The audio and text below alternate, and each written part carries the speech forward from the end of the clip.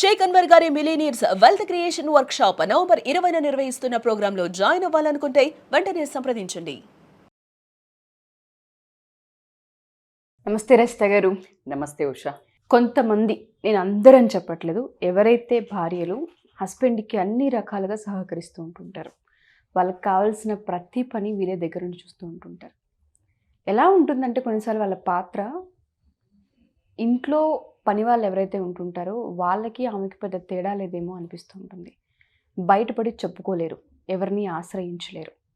But ఆ భర్త మాత్రం అవాయిడ్ చేసినా తీసుకోవచ్చు, కానీ ఇంకొక ఆడదాన్ని చూస్తున్నాడు అంటే భార్యకి అది చాలా పెద్ద పెయిన్. ఏ విధంగా చూడాలి అంటారు? అంటే అన్ని విధాలుగా ఆడది సరైన దారిలో ఉన్నప్పటికీ కూడా భర్త ఇటువంటి పనులకి పాల్పడుతున్నాడు అంటే భార్య తీసుకోవాల్సిన యాక్షన్ ఏంటి అసలు? సో యాక్షన్ భార్య తీసుకోవాల్సింది కానే కాదు అసలు. యాక్షన్ ఎలా తీసుకుంటాం ఉషా? భార్య తీసుకోవాల్సింది కాదు, భర్త దగ్గర నుంచే రావాలి. అసలు మీరన్న క్వశ్చన్లో రకరకాలుగా వెళ్తూ ఉంటారు. మీరన్న క్వశ్చన్లో మనం ఈజీగా అంటే క్రిస్ప్గా అడుగుతున్నారు. దిస్ లేడీ ఈజ్ అన్నీ చేస్తుంది భార్య, అంతా బాగుంది, అయినా కూడా చిత్తకార్త కుక్కలాగా పక్క వైపు చూస్తుంటాడు ఎంగిలిస్తార్ల కోసం అన్నట్టు మాట్లాడారు మీరు, రైట్? సో నేనేమంటున్నాను అంటే అసలు ఫస్ట్ ఎందుకు వెళ్ళడానికి రీజన్స్ ఏంటో మాట్లాడుకుందాము. కరెక్టా కాదా, అసలు ఎందుకు వెళ్ళాలి? ఎందుకంటే ఇది ఏం చేస్తుంది, బయటికి వెళ్ళిన వాడికి ఎంతసేపు కాపలా కాస్తుంది? ఎవడి మనసుకు, ఎవడి ఎథిక్స్కి వాడు మాత్రమే కాపలా కాసుకోవాల్సిన విషయం. అయితే అసలు ఎందుకు వెళ్తారు అనేది మనం చెప్తే మగవాళ్ళకి ఓకే మేము నిజంగానే ఇదా అని మేమేదో ఓదార్పుకు చెప్పట్లా. ఇవి ఉన్నా కూడా ఎందుకు వెళ్ళకూడదు, ఎందుకు రెస్పెక్ట్ చేయాలి ఆ రిలేషన్ని అని మాట్లాడుకుంటే గనక ఫస్ట్ బేసికల్గా ఎందుకు వెళ్తారు అనుకుంటే అంటే వీళ్ళది ఏంటంటే difference of opinion in sexual desires. Too much of అంటే సెక్స్ మీద ఇలానే నేను నాకు ఇలా ఇష్టపడతాను నేను అనే డిఫరెన్స్, అంటే ఒక డిఫరెన్స్ ఆఫ్ ఒపీనియన్స్, అంటే లిబిడో డిఫరెన్సెస్ వస్తాయి అన్నట్టు. అంటే వీళ్ళకి ఏంటి అంటే ఒక రకమైన బేసికల్గా I don't know why gents sex కోరుకుంటే అది వాళ్ళ జన్మ హక్కులాగా, ఆడదానికి పెద్ద ఉండదు. ఒకవేళ అమ్మాయి కోరుకుంటే దాన్ని బరితగించిన దానిలాగా మాట్లాడే ఒక సంస్కృతి ఉండబట్టి వీళ్ళ విచ్చలిబిడితనానికి ఒక మంచి ఫాస్ట్ ట్యాగ్ క్రియేట్ చేయడం జరిగింది. సో అందుకనే వాళ్ళకి నాకు సాటిస్ఫాక్షన్ లేదు, నేను అడిగినట్టు ఆమె చెయ్యట్లేదు. నాకు మొన్న ఒక కేసు వచ్చింది. ఆ కేసులో ఏం చెప్తున్నారు అంటే that lady doesn't want to become a nude. ఆ రీజన్ పెట్టుకొని ఆయన ఆ ట్యాగ్ పెట్టుకొని ఈ can go for other relation. ఆమె నేను చెప్పినట్టు వినట్లా, దానికి ఏం మాట్లాడాల్సి వస్తుంది ఇప్పుడు నేను? అది టూ మచ్ పర్సనల్. అసలు కొన్నిసార్లు అయితే ఈ రిలేషన్లో ఇలాంటివి కూడా వినాల్సి వస్తుందా? ఏంటి అర్థం కావట్లేదు. మనం బయట చింపి కడుపు చించుకుంటే మాట్లాడతాను, ఇట్లా మొత్తం పొరలుగా తీసి మాట్లాడుతున్నారు. వీళ్ళకి మన బుద్ధి ఉందా? ఇలాంటివని కొంచెం కోపం వచ్చే వాళ్ళు కూడా ఉంటారు. చచ్చిన మీరు నన్ను ఎంత కొన్ని రిక్వెస్ట్ చేస్తే కానీ నేను ఇలాంటి టాపిక్స్ చెయ్యను. బికాజ్ కానీ ఒక సమస్యను ఎప్పుడైతే వస్తుందో దాన్ని పూర్తి తరహాలాగా వివరించడానికి ట్రై చేస్తున్నాం, కానీ మేము అన్స్ట్రిప్ ద సిచ్యుయేషన్ని చేస్తున్నాము, మనుషుల్ని చెయ్యట్లా. We are అన్స్ట్రిప్పింగ్ that సిచ్యుయేషన్ని. ఎందుకు వస్తుంది అంటే ఈ difference of opinion sexual desires మీద ఒకరికి ఎక్కువ ఉండటం వల్ల ఇంకొకరు వాళ్ళ అనుకున్నట్టు, మీరు అన్నారు సాటిస్ఫై ఉంటున్నదేమో అనుకుని మీరు అనుకుంటున్నారు, వాళ్ళకు అనుకున్నట్టు లేకపోవడం వల్ల they will look for an other option. ఎప్పుడైతే ఒక జీతం సరిపోలేదు అన్నప్పుడు సెకండ్ జాబ్కు వర్క్ చేస్తారు కదా, పార్ట్ టైం జాబ్, కడుపు నింపుకోవడానికి, అవసరాలు తీర్చుకోవడానికి.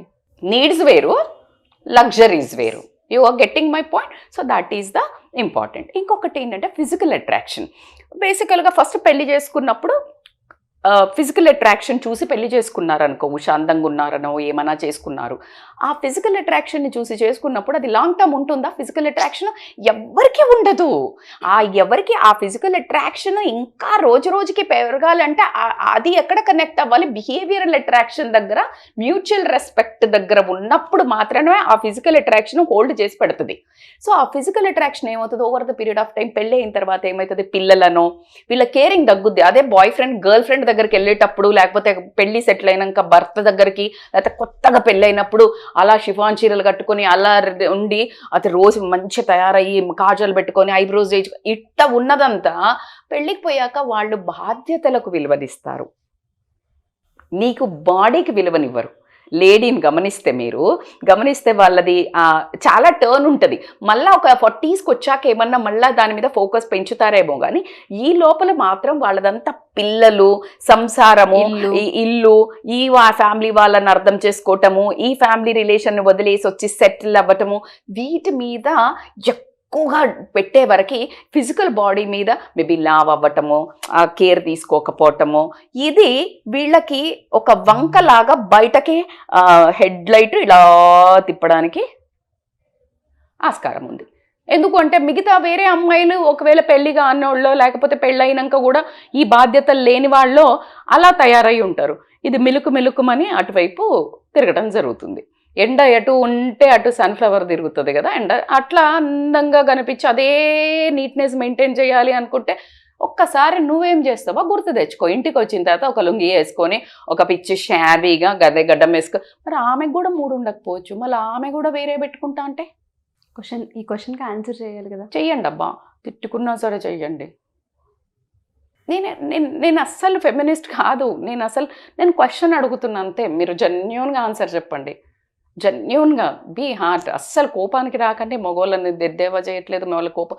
నేను అంటున్నాను రిలేషన్ నువ్వు అడిగిన క్వశ్చన్కి నేను ఆన్సర్ చేస్తున్నాను. ఆడదాని ఎమోషన్ నమ్ముకొని ఇంటి మొత్తాన్ని వదిలేసి మన ఇంటికి వచ్చిన తర్వాత ఓ సంవత్సరం ఉన్న ఎమోషన్ కావచ్చు, ఫీలింగ్స్ కావచ్చు, అట్రాక్షన్స్ కావచ్చు, మరుసటి సంవత్సరానికి కనిపించట్లేదు అంటే అవే ఎమోషన్స్, అవే ఫీలింగ్స్ ఈ ఆడది కూడా చేస్తే అదే కదా. నేను అదే అయితే ఇంకొకటి ఏంటి అంటే వీళ్ళకి ఏంటంటే వెరైటీ కోరుకుంటారు, variety of taste, flavours variety. అంటే నాకు ఇలాగుంటే బాగుంటుంది, వాళ్ళకి ఫ్యాంటసీస్ ఉంటాయంట. అదే నేను అడుగుతున్నా, నువ్వు ఆన్సర్ చెప్పే ముందు if the opposite person has, ఎందుకు నువ్వు రెడీ లేవు తీసుకోవడానికి? ఈ వెరైటీ నావెల్టీ అంటే ఇలాంటి అమ్మాయిలతో ఎలా ఉంటుందో చూడు అంటే పాతకాలం నుంచి ఉంది, దీంట్లో ఎటువంటి డౌట్ లేదు.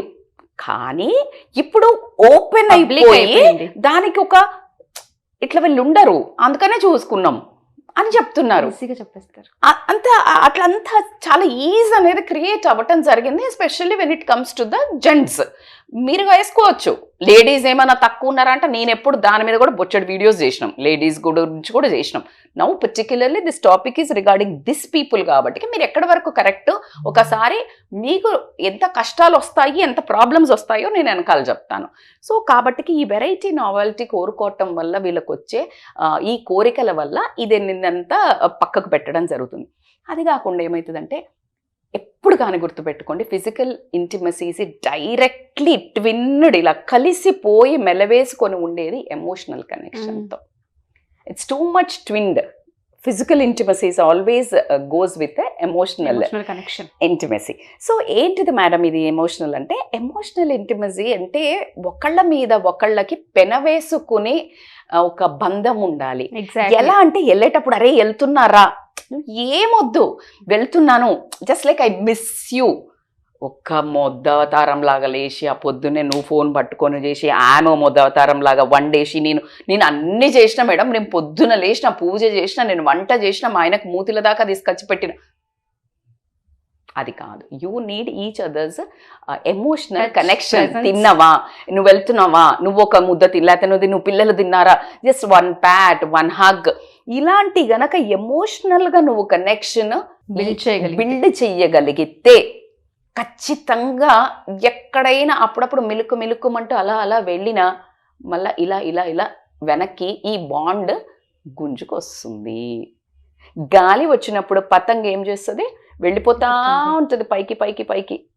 ఎప్పుడైతే నీ చేతిలో ఆ డీల్ ఉందో, థ్రెడ్ అది ఉందో, చరక మాంజా, ఈ కనెక్షన్ నేను మళ్ళీ వెనక్కి తీసుకొస్తుంది. సో ఈ connection is a very very important. Emotionally bond అవ్వటము, అది పనులు చేయటం వేరు ఉష, నేను అన్నీ చేస్తున్నాము బాధ్యతలు చేయటం వేరు. అయితే నేను ప్రేమను కూడా పంచుతున్నాను అంటే ఆ మనిషికి ఏ ప్రేమ కావాలో. నేను ఆల్రెడీ ఒకటి మనది చాలా వైరల్ అయింది. Find out your wife and husband love language. నీ హస్బెండ్కి ఏ లవ్ లాంగ్వేజ్ ఇష్టం? నేను భార్య అనగానే ఇంటి పనులు చేసిందా, బట్టలు పిండిందా, మీరు అన్నారు ఇప్పుడే పని మనిషికి, వీళ్ళకి జీతం లేని పని మనిషిలాగా ఇంట్లో పెట్టుకున్నట్టు ఒక వైఫ్ పని చేసి నేను అన్నీ చేసినా అతను మాత్రం బయట తిరుగుతున్నాడు అని అనుకోండి, పిచ్చి మొహాల్లాగా. అది కాదు, ఆ మనిషి మీద రాణిలాగా కంట్రోల్ చేయాలి. మనిషి మీద కాదు, మనస్సు మీద. ఫుడ్ బెడ్ కూడా నీ పాత్రే.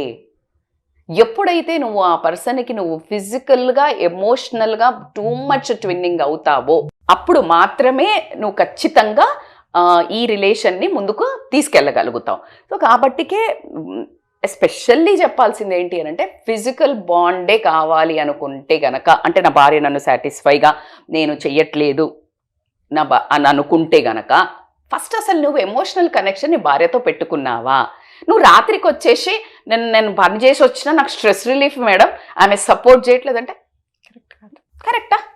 ఎట్లా డెవలప్ అవుతుంది నీ ఎమోషనల్ కనెక్షన్? ఏది నువ్వు పోయేటప్పుడు పోయినాక ఏం చేస్తున్నారు, పిల్లలు వెళ్ళిపోయినరా, నువ్వు తిన్నవా, ఒక చిన్న మెసేజ్ నువ్వు వేరే వాళ్ళకి పెడతావు ఫెబ్బీలల్లో, గుడ్ మార్నింగ్, తిన్నావా నాన్న, ఎవరికో బయట బంగారం, కన్నా, బుజ్జి బుజ్జి, నీ భార్యను ఒక్కనాడన్న అట్లా పిలుస్తున్నావా? ఎట్లా డెవలప్ అవుతుంది? మేడం నేను అట్లా పిలుస్తే ఆమె పడ్డది, అట్లా పిలిస్తే ఈమె మొత్తం పడిపోతుంది. నువ్వేం అడుగుతుంది చేస్తుంది. నువ్వు వేరే వాళ్ళకు నువ్వు ఫార్వర్డ్ మెసేజెస్ మేలుకో, పొద్దున శుభ గుడ్ మార్నింగ్, శుభోదయము, లేకపోతే ఒక పెద్ద కొటేషన్లు పెడుతుంటారు. నాకు ఆ కొటేషన్లు పెట్టేటోళ్ళు 70% అని యావరేజ్గా చెప్తా. I'm sorry to say. అందులో మీరు కనీసము ఆ ఫాలో చేసి పెట్టడం స్టార్ట్ చేయండి, ఈ ఫార్వర్డింగ్ మెసేజ్లు తగ్గుతాయి. ఏం మెసేజ్లు పెడతారు, దాంట్లో నువ్వు ఒకటైనా ఫాలో అవుతున్నావా చూసుకోండి. సో ఆ వాళ్ళకి ఇచ్చే ఇంపార్టెన్స్, నువ్వు నీ భార్యకి గనక ఎమోషనల్లీ కనెక్ట్ అయితే గనక నీ భార్య నువ్వు అనుకున్నట్టే ఉంటుంది. అప్పుడు నువ్వు పక్కదారి పట్టాల్సిన అవసరమే లేదు. Last but not the least ఏం చెప్తాను అంటే, బేసికల్గా ఏమవుతుందంటే పర్సనల్ ఇంట్రెస్ట్. బేసికల్గా వీళ్ళకి వైఫ్ కొంచెం అందంగా ఉండొచ్చు, లేకపోతే యాక్టివ్గా ఉండొచ్చు. హస్బెండ్ దగ్గర lack of something of self, అంటే ఇంట్రోవర్ట్ అయి ఉండొచ్చు. ఎందుకు అంటే ఏదైనా వైఫ్ అది డామినేటింగ్ అయి ఉండొచ్చు. అంటే క్వాలిటీస్ కానివ్వండి, టూ మచ్ బాగా చేస్తూ ఉండొచ్చు, తిను అంత ఎర్న్ చేయకపోవచ్చు, ఏదో ఒక క్వాలిటీస్లో ఇన్ఫీరియర్ ఫీల్ అయ్యి ఉండొచ్చు, లేకపోతే స్ట్రెస్ ఉండొచ్చు. ఆ స్ట్రెస్ దేనివల్ల అంటే వైఫ్ వల్ల. అంటే వైఫ్ మేబీ డబ్బులు అడుగుతుందో, లేకపోతే అత్తగారోళ్ళో, లేకపోతే వీళ్ళ అమ్మ వాళ్ళతో ఈ అమ్మాయి గొడవలు ఉండటం వల్లనో, లేకపోతే ఏదో ఒకటి రీజన్స్ వల్ల ఒక కైండ్ ఆఫ్ రప్చర్ ఏర్పడుతుంది. అది ఎప్పుడైతే ఏర్పడుతుందో ఈయన మ్యాన్లీనెస్ కానీ మొగతనం కానీ ఈమెతో ఆ స్ట్రెస్ని రిలీవ్ అవ్వదు ఆయనకి. Because the stress is because of her అని అనుకుంటుంటాడు, because of a situation in the family. ఈయన అర్న్స్ కూడా చేయకపోయి ఉండొచ్చు, పిల్లలకు కానీ అన్ని నీడ్స్ సాటిస్ఫై చేసి ఉండకపోవచ్చు. ఏదో ఒక stress which is not really connected to the wife. పనులన్నీ వేరు. ఓపెన్గా భార్యతో కొన్ని చెప్పాలంటే కూడా ఇష్టపడని వాళ్ళు ఉంటారు. ఎందుకు అంటే ఆమె జడ్జి చేస్తుందనో, లేకపోతే ఏదో ఒకటి ఉంటుంది. వేరే విమెన్ దగ్గరికి పోయినప్పుడు ఆ క్వశ్చనేర్ ఉండదు. It's a purely in a man. You got it? So he will become a real man there to have a pleasure. ఇక్కడ చాలా వస్తాయి. ఈయనకే గిల్ట్ ఉంది ఫస్ట్. సో ఈ ఒక్క దాన్ని కూడా సరిదిద్దుకోవడానికి కూడా, అంటే మళ్ళీ ఈ అన్ని బాధ్యతలు చెయ్యకపోయినా అయినా ఈ నీడైతే తన మగాడు అని గుర్తు చేస్తూ ఉంటుంది. సో కాబట్టి it is easy to satisfy out side which other lady is making him a man. మీకు అర్థమవుతుందా? నేను కరెక్ట్గా ఉండండి చెప్తా. ఆమె ఎవరైతే వేరే ఒక అఫైర్ పెట్టుకున్నప్పుడు ఆమె ఆయనకి ఒక రకమైన బలం ఇస్తుంది మైండ్లా, నువ్వు మగ ఆయన నా కోసము ఇట్లా ధైర్యం చేసిండు. So that gives him a kick. కానీ ఇవన్నిటినీ నువ్వు రీజన్స్ చెప్తున్నావచ్చు. కానీ నేనేమంటున్నా అంటే ఎక్కడ వరకు కరెక్ట్, బికాస్ ఆఫ్ దిస్ ఇది లాంగ్ టర్మ్ వెళ్తుందా, నీ కళ్ళల్లో నువ్వు నిలబడతావా, ఇది తర్వాత నీకు న్యూసెన్స్ లైఫ్లో క్రియేట్ చెయ్యదా, మిస్అండర్స్టాండింగ్స్ క్రియేట్ చేయదా? మరి ఈ అన్ని రీజన్స్ మీద ఇంకొక వైపు పెట్టుకునే దానికంటే ఇవన్నీ రీజన్స్ని మలుచుకుని నీ భార్యతో కూర్చుని చర్చించుకుని నువ్వు వేరే నావెల్టీగా ఇంకా ఏదైనా వెరైటీ కోరుకుంటే ఆమెకి నేర్పించుకుని నీ వైఫే కదా, నువ్వు ఎవరి దగ్గర కోరుకొని చిన్నతనం అయ్యి నువ్వు సొసైటీలో తగ్గేదానికంటే నీ భార్యకి చెప్తే ఓకే ఈయనకి నేనంటే ఎక్కువ ఇష్టం ఉంది కాబట్టి తను ఎమోషనల్లీ కనెక్షన్ డెవలప్ చేసుకుంటే నువ్వు అనుకున్న నావెల్టీ, నువ్వు అనుకున్న ఇది పర్సనాలిటీ ఏమైనా చేంజ్ అయింది అని అంటే నువ్వేమన్నా సల్మాన్ ఖానా, నువ్వేమన్నా షారూఖ్ ఖానా, నువ్వేమన్నా రామ్ చరణా, నువ్వేమనుకుంటున్నావు, నిన్ను నీ భార్య అనుకుంటే ఏంటి అని ఒక క్వశ్చన్ వేసుకో. కాబట్టి ఎమోషనల్ బాండ్ డెవలప్ చేసుకోండి, కమ్యూనికేషన్ పెంచుకోండి, లాయాలిటీ అండ్ ట్రస్ట్ పెంచుకోండి. తప్పులు జరగడంలో తప్పు లేదు, తప్పులు జరిగిన తర్వాత సరిదిద్దుకొని ఎప్పుడైతే ఈ వీడియో చూస్తారో మీరు లాంగ్ టర్మ్ హ్యాపీనెస్ ఉండదు, దానివల్ల ఇంకా కాంప్లికేషన్స్ పెరుగుతాయి లైఫ్లో. సో కాబట్టి కొనదాకా ఉండి నీకు సేవ చేసిన, నీతో పాటు సరదా అయినా సంతోషమైన, మీరు అనుకున్న ఏదైతే ఈ సెక్షువల్ థింగ్ అయినా ఎమోషనల్ బాండ్ అయినా కడదాకా వచ్చేది ఎవరు? భార్య. నువ్వు ఇప్పుడు అంతా ఎంజాయ్ చేసి వెనకకు వచ్చి 60 ఏళ్ళకి మూలకు పడ్డాక రావే నాకు చెయ్యవే, నాకు పని చెయ్యి, నాకు సేవ చెయ్యి అంటే ఎక్కడ కాలుతుంది లేడీస్కి? అవునా కదా? సో కాబట్టి try to understand the end. Like ఎండ్లో ఏంది మనము మనం రేపు పొద్దున కళ్ళల్లో కళ్ళు పెట్టి భార్య కళ్ళల్లో చూసగలిగేంత దమ్ము ఉందా? అదే మొగతనం కదా. What you say?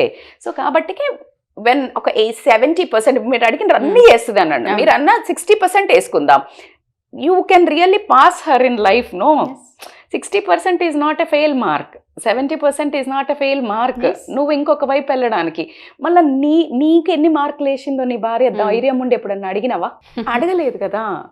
సో నువ్వే పాస్ అయినా అని ఎట్లా అనుకుంటున్నావు? You are a failed student. అసలు బయటికి పోతున్నామంటే నువ్వే ఫెయిల్డ్. నీ భార్యతో నువ్వు అనుకున్నవి నువ్వు చేయించుకోలేకపోవటం, లేకపోతే ఆమెతో కలిసి నీ జర్నీని నువ్వు వాదా చేసి తీసుకొని వచ్చిన దాంతో నిలబడకుండా బయటకి తప్పుకొని పోతుంటే you are failed. I feel that. Final conclusion ఏంటి అంటే ఒకటైతే గ్యారెంటీ, నేను యాజ్ అ ఫస్ట్ లైనే తీసుకున్నాను మీకు. కడుపు నిండినాక కూడా అక్కడ ఇంకొకటి మంచి బర్గరో బిర్యానీ తిన్న ఇస్తారాకున్నది కదా అని చెప్పేసి ఆ ఎంగిలి ఇస్తారు వైపు చూస్తున్నావంటే నువ్వు మరి బిచ్చగాడి కంటే అధ్వానమేమో అని నా స్ట్రాంగ్ ఫీలింగ్. సో కాబట్టికే ఒకసారి ఆలోచించుకోండి. మీరు ఆ బుజ్జి కన్నా నాన్న బయట వాళ్ళకి బిస్కెట్లు వేసే బదులు భార్యకి వేయండి, నువ్వు ఏం అడిగితే అది చేస్తుంది. ఆ కోఆపరేషన్ అక్కడ చూపించండి, ఆ టైం అక్కడ చూపించండి, ఆ ఎనర్జీ అక్కడ చూపించండి, ఆ రొమాన్స్ అక్కడ చూపించండి, ఆ మన్మధుడు వేషాలు అక్కడ చూపించండి. ఆటోమేటిక్గా నువ్వు అనుకున్న దానికంటే ఎక్కువ హ్యాపీగా ఎంజాయ్ చేస్తావు వైఫ్ దగ్గర. అది ఛాలెంజ్. థ్యాంక్ యూ రస్తా గారు. Thank you so much. Thank you so much Usha. Suman టీవీలో మీ పర్సనల్ అండ్ బిజినెస్ ప్రమోషన్స్ కోసం కింది నెంబర్కి కాంటాక్ట్ చేయండి.